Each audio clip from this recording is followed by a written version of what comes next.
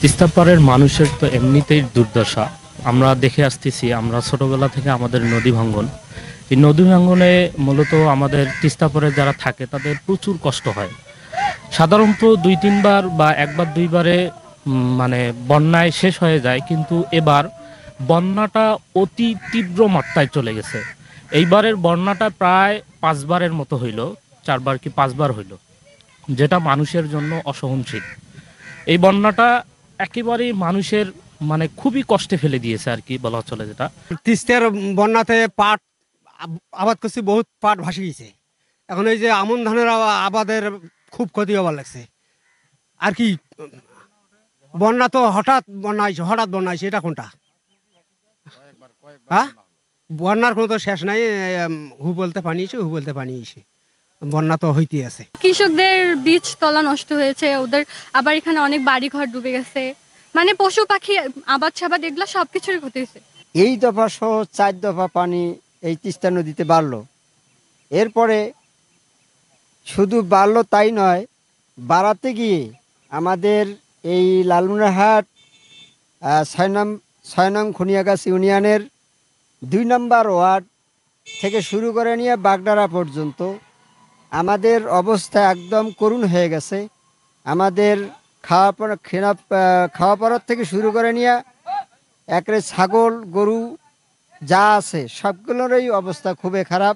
সময় যে এই বন্যার পানিটা আসতেছে, আমরা ভেঙে পড়তেছি। এই 5-7 বার আরও এরকম পানি আসছে, কিন্তু টাইম ছাড়া অটাইমে আসছে। তবে আমার একটাই দুঃখ, এত যে পানি এখানে আসতেছে, কি কারণে আসতেছে? তবে আমাদের নদী কিন্তু খনন নাই। যদি কেউ আমাদের দয়া করে এই নদীটা খনন করতো, তাহলে আবাদি ফসল, আপনারা এদিকে ভালো করে তাকান যে আমাদের আবাদি ফসল কতটা নষ্ট হচ্ছে। 70 টাকা চাইলের কেজি, 75 টাকা চাইলের কেজি কিনি খেতে খেতে আজকে আমরা ক্লান্ত হয়ে গেছি। সকালে আমরা উঠি দেখি বাসায় পানি ঢুকছে। এই সময় আর কি আমরা পরে চুলিয়ে টুলিয়ে আন্দি খাবো, একটু সমস্যা। পরে কিছু ভাঙচুর অবস্থায় আমরা একটু অন্য চুলিয়ার যে আন্দা বান্দা করতেছি। বৃদ্ধ মানুষ, একটু বোন বা ফ্যামিলিটা নিয়ে একটা খুব আমরা ঝুঁকিপূর্ণ আছি। এখন তো পানি তো উঠছে বাড়িতে, একেবারে গাড়া থেকে পানি, কোষ্টা জাগ করে ভাসি গেছে।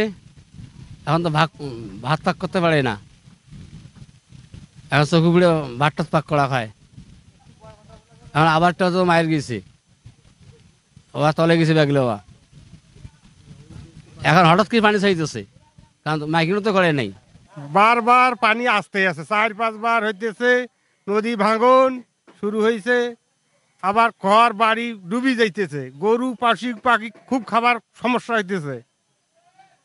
এবার মানুষের খুব বেড়া চলার খুব অসুবিধা হইতেছে।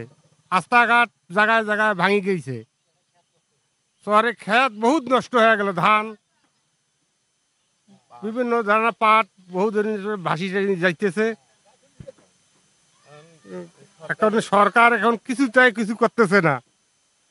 আমরা কিছু চাই না, নদীর কাজ একটু চাই।